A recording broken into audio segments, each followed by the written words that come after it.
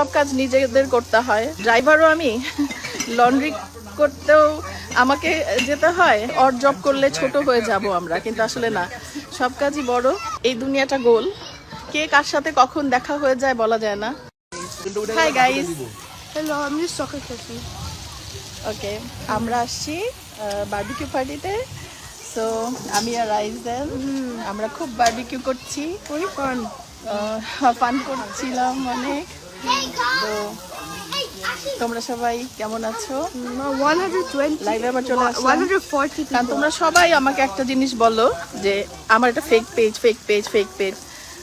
তো যারা বুঝেন না যে